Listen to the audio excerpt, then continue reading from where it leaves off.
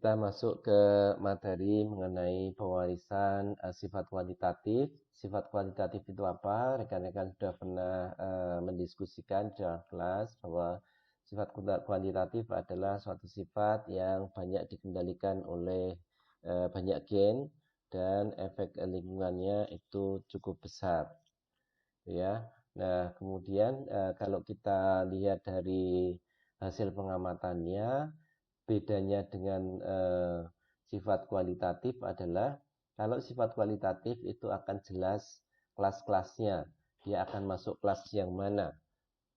Misalnya pada hasil penelitian Mendel itu masuk dalam kategori sifat kualitatif semuanya, sehingga kita bisa mengklasifikasikan ada yang warnanya merah, kuning, kemudian merah muda, atau bijinya ada yang halus dan ada yang keriput misalnya, dan seterusnya. Tapi pada sifat kuantitatif ini, kalau kita mengumpulkan data dari suatu populasi dan kemudian kita gambarkan, maka akan menghasilkan gambar yang seperti ini.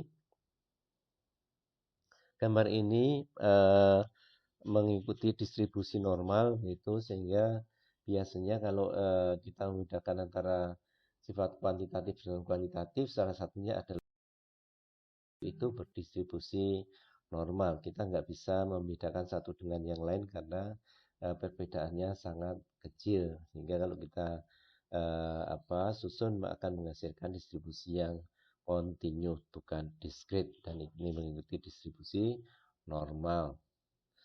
Nah, ini ciri-ciri dari sifat kuantitatif. Yang pertama adalah masing-masing gen itu mempunyai kontribusi yang kecil terhadap fenotipe yang kita kaji, kemudian dikendalikan oleh banyak gen pada lokus yang berbeda, kemudian efek dari gen-gen yang berbeda tersebut bersifat kumulatif, kemudian fenotipenya itu merupakan hasil interaksi antara gen dan lingkungannya, genotipe dan lingkungannya. Dan ini merupakan hasil interaksi aditif, aditif dominan dan seterusnya. Banyak interaksi nanti di belakang kita bisa lihat. Kemudian biasanya menghasilkan transgresif gitu ya.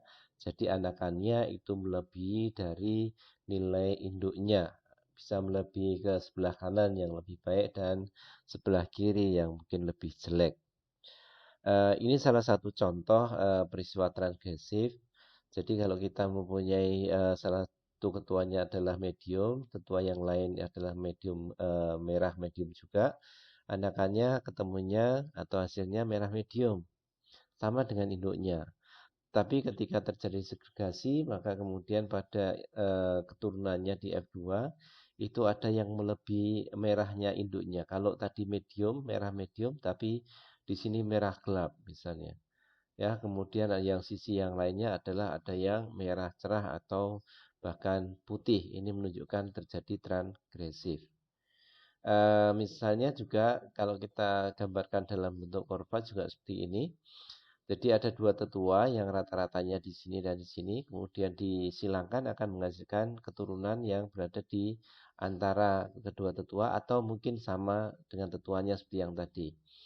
Nah, kemudian di F2 itu terjadi segregasi yang bisa melebihi dari posisi kedua induknya.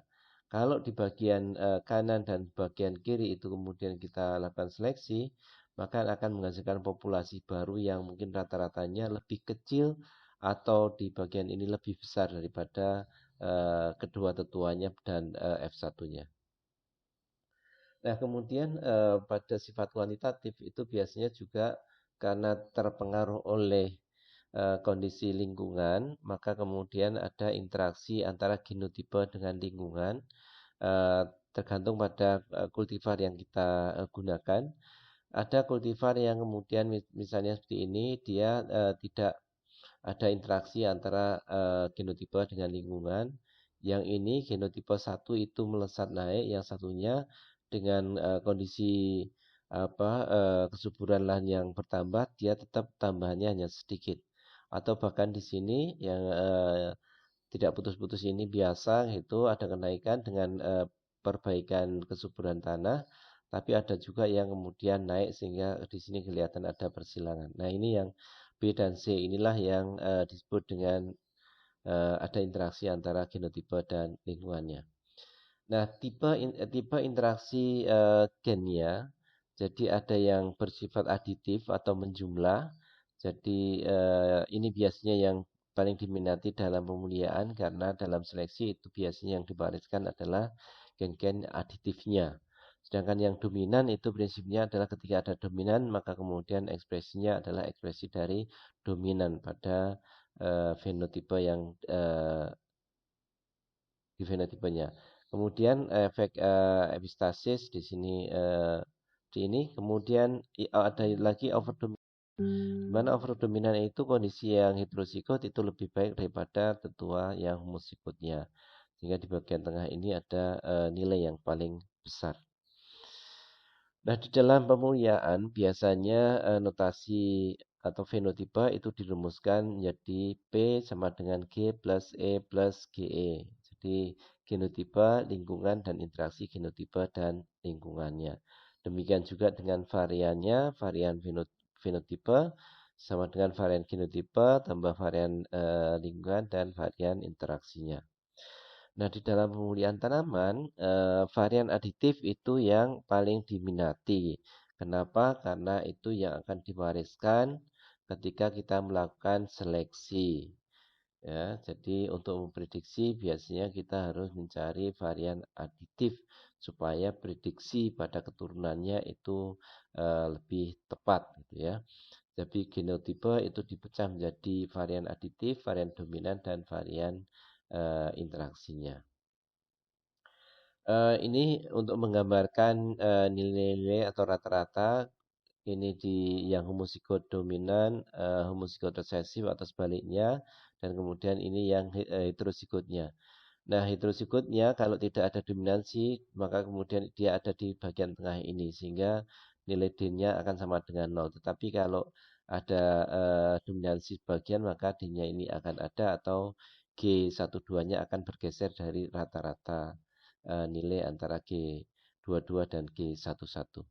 Jarak antara rata-ratanya sama G11 disebut dengan A, kemudian yang sebagian di sini disebut dengan minus A.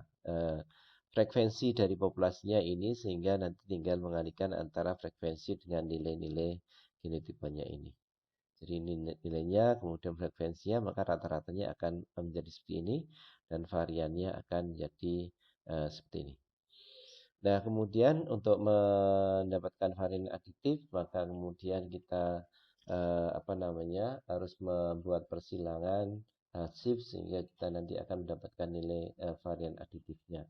Ini dari rumus tadi, kemudian varian aditif itu diperoleh rumus PG sama dengan PG kali A plus Q min P kali D-nya D dikuadratkan. Varian dominannya rumusnya seperti ini.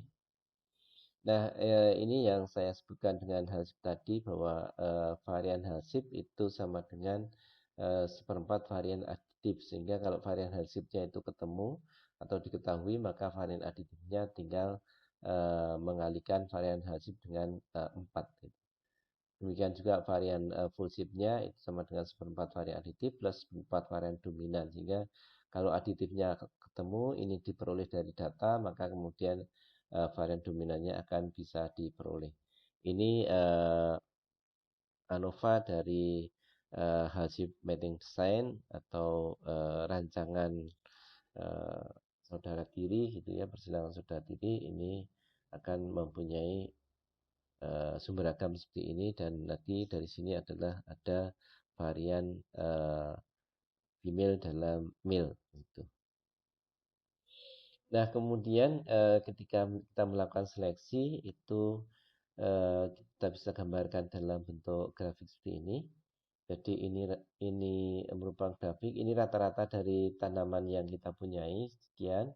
Kemudian kalau kita memilih yang terbaik itu misalnya rata-ratanya di sini, kemudian kita gambar ke atas, maka kemudian nanti bagaimana hasil keturunan dari tanaman terpilih ini. Nah, tanaman terpilih ini akan sangat tergantung pada nilai slope yang ada di garis ini. Yang nilai ini nanti nilai slope itu kita sebut dengan heritabilitas. Gitu. Jadi kita coba lihat kalau nilainya seperti ini kurang dari 1, maka kemudian hasil keturunannya akan ada di bagian ini, ya. Dan kemudian bagaimana mencari heritabilitasnya. Heritabilitasnya karena slope saudara-saudara sudah paham ya, X bagi Y akan ketemu nilai hanya. Ya, jadi di sini kalau di terminologi pemuliaannya ini selection diferensial, ini responnya. Jadi di sini selisih antara populasi awal kurangi tanaman terpilih atau kelompok terpilih. Kemudian di bagian ini rata-rata awal. Kemudian ini adalah keturunan dari tanaman yang terpilih, rata-rata tanaman terpilih. Sehingga nilai hanya H kuadrat sama dengan R dibagi S. Ya, ini jadi R dibagi S itu ini berapa, ini deltanya berapa, atau ini R, ini S, sehingga ketemunya seperti ini. Nah, dari sini kemudian kita juga bisa memprediksi responnya berapa, atau di bagian ini berapa sih kemajuannya. Kalau kita punya nilai heritabilitas dan selection diferensialnya di sini ketahui, maka kita dapatkan. Nah, iritabilitas sendiri itu nilainya antara 0 sampai 1 ya. Kalau 0 itu tidak ada pengaruh genetik, tapi kalau 1 itu semuanya pengaruh genetik. Nah, biasanya kebanyakan itu berada di antara 0 dan 1 ya. Jadi tidak mutlak 0 atau tidak mutlak 1.